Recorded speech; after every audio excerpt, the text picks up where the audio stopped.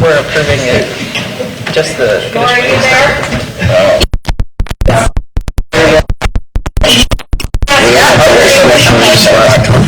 Our staff. All right, so that's what I was. You're right. We already approved it, it's just the wrong address was approved. Oh, that's what this is. Yes, it's to correct the address. Just to correct the address. Yeah, I think we're ready. This meeting of the Indiana Borough Council work session to order. Can I please have a roll call? Yes, Braun. Here. DeBowser. Here. Abel. Here. Kamelman. Here. Newell. Here. Sarniso. Here. Smith. Here. Vandernet. Here. 8 present, 0 absent. All right, thank you. You're welcome. Do we have any additions or changes to this very advanced agenda? How about any public comment? Is anyone here to speak comment? No? All right, awesome. We'll move right into personnel reports if there are any. I have nothing else to say for council. All right, thank you, Manager Seacrest. Atif? Yeah, I just want to mention, Chief brought up during public safety, and a lot of the members weren't there. But we have Sergeant Atherton retired at the end of last year, and which created an immediate vacancy. And currently we have an officer out as well for pregnancy. So we're down pretty, 2 people. Hits us pretty good. And then the next year, we have another sergeant that has a possibility to retire, and we're looking for him to probably hang it up at the beginning of 28. Yeah. So that's all anticipated stuff and stuff that's happening. So we have our current civil service eligibility list, and all the candidates on that list do not have the police academy.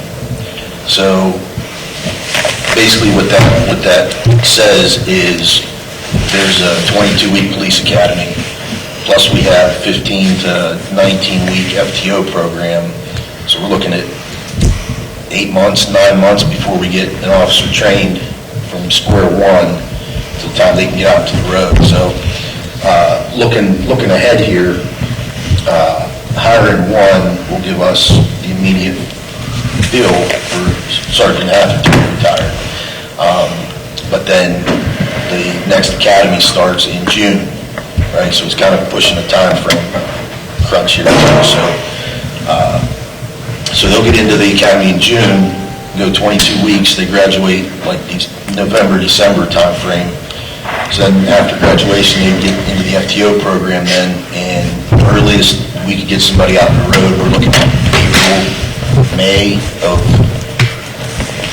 27, right? So basically what that does is leaves us at a big opening for quite a while.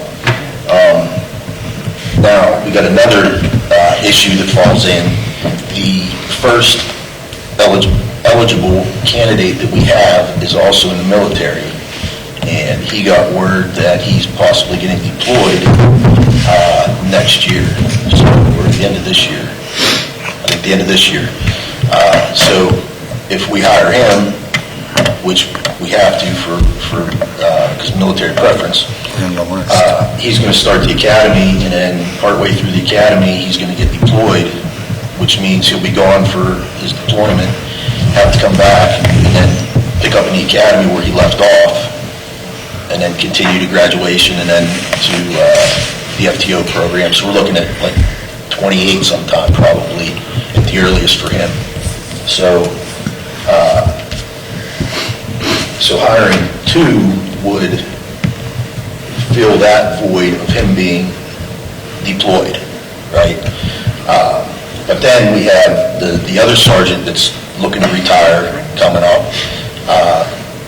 So that's going to create another opening, and it's going to put us back, again, even further.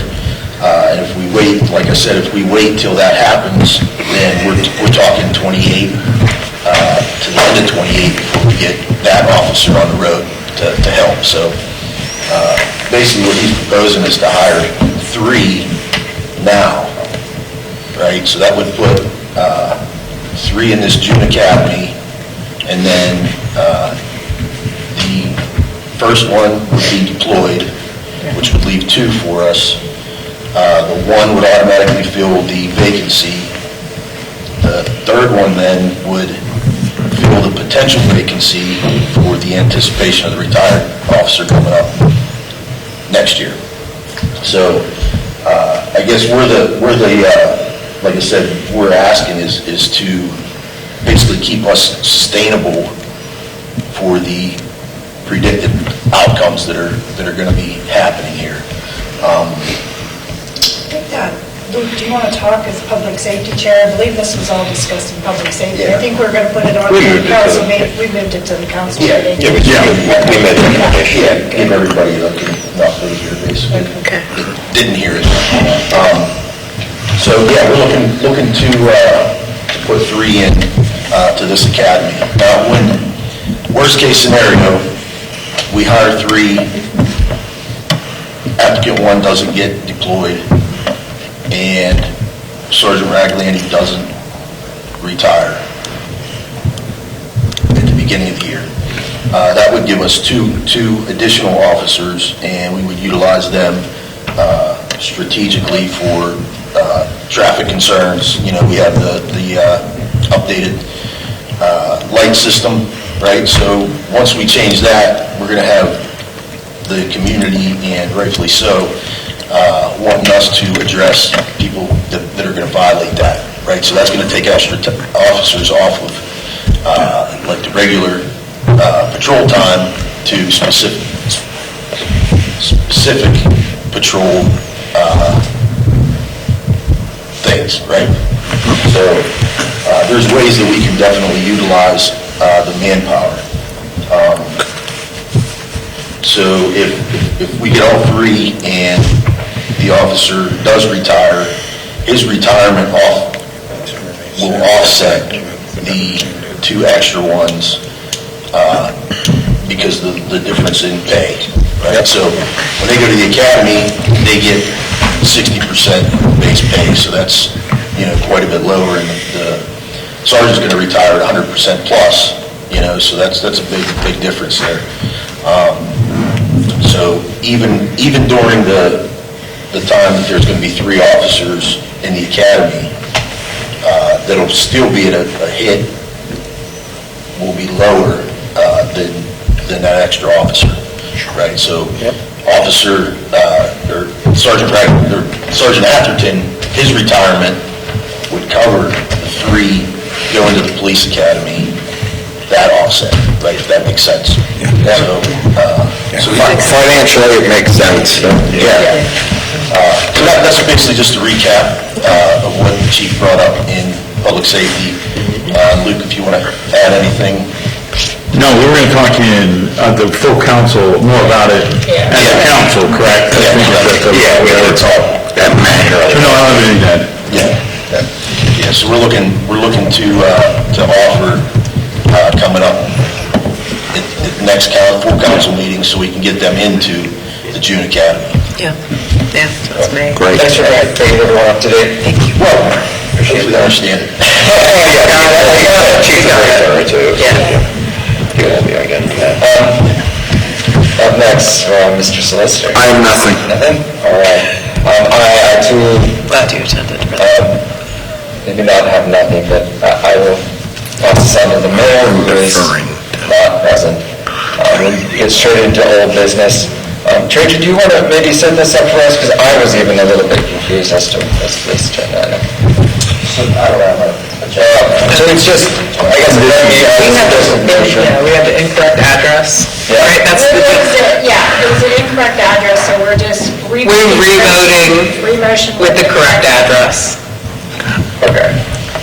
So we're revoting on this with the correct address of 5963 South 9th Street, the conditional use. It's 59 and 63. And 63.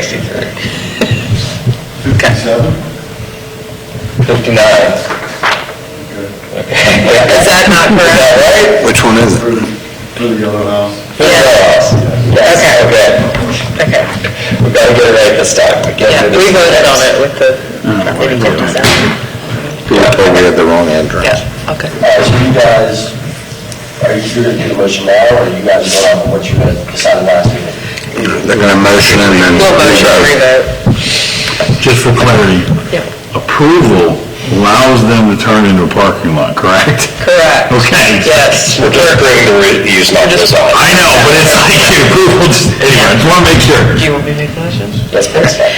This is a motion to approve the conditional use request for the conversion of the existing building located at 59/63 South 9th Street into a parking lot. A second. Who's seconded? Wait. Who's second?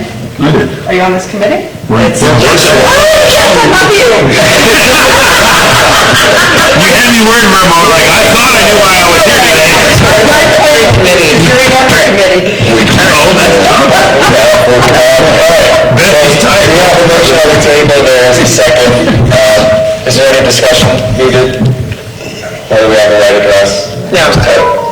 You weren't here at the other session. We're approving the parking lot request. We're not approving the design. That's a separate process, so. Sorry. Okay. I guess we'll go to a vote. Roll call or? No. Can do a voice vote. Let's vote. All right, all those in favor, please say aye. Aye. All opposed? Aye. Nay. All right, the motion carries. What a hot mess, oh my God. Next, we have another motion under old business for an event request for the Step Up for Students 5K hosted by the Indiana Area Education Fund. We did hear a little bit about this map. It's kind of like a reverse love of life, 5K, I think you said, coming from Matt Park into the Borough. Make the motion so you can Please. roll the vote. Motion to approve the Step Up for Students 5K on Sunday, May 31st, 2026 at 9 a.m. Race route runs through Indiana Borough, IUP, and White Township. All right, we have a motion on the table. Is there a second? I'll second it. Making on it. Nate has the second. All those in favor, please say aye. Aye. All opposed? All right. Motion carries. Get too many motions. Can we go back to the conditional use permit? We made the motion to do that. Are you guys, when do you plan on to talk about the design? Because the design needs to be made prior to May. May 1st is the deadline for the review. See, that's why I thought that was what we were going to talk about tonight. Well, we knew we had to make the motion but that's why the map 2 is the design. This is the design, I'm assuming, right? Well, I mean, we can deny that design, right? Did they applied with that design, or was it, okay? That's the original design that they didn't like. Yeah. Right. Are we just going to make a motion You can to? either, yeah, I mean, in terms of design, unless you guys haven't done a layout, I mean, in terms of parking lots, it's going to be pretty limited in alternate designs. What I was more so interested in is what are going to be the conditions associated with the approval to make that change use. Vegetated barrier. Right, and I have some recommendations, and that's one of them. So my first recommendation would be applying all the buffer would be subject to all the requirements that are applicable to the R1. So the R1 has the most, I guess you could say, protection in terms of hiding parking lots. So that's in terms of buffering, it's going to hit the buffering, it's going to hit lighting, all those things are going to be encompassed that. So you don't need to go through and make them each their own individual condition. On top of that, I would also, this one's a little bit more, but I would say, make a condition of the approval that all adjacent sidewalks, so all sidewalks fronting these properties would be brought up to Borough Code standards. Other than that, I don't really think there's too much more you can add to a project like this. Just for the sake of my love of sidewalks, why does that need to be in a design? They should just be brought up. Well, that's what I'm saying, it wouldn't necessarily be associated with the design. That's No, just just a condition on that. That should be a condition of homeownership.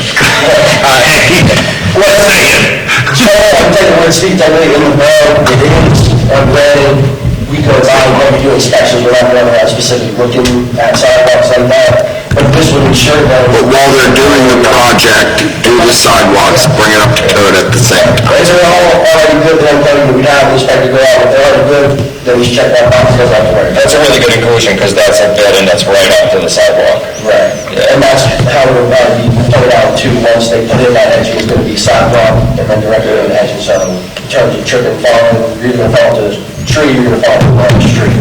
Just, be part of a good sidewalks there. Just for a point of clarity, when you reference the parking lot design preferences for R1, is that in the old code or the new zoning ordinance update?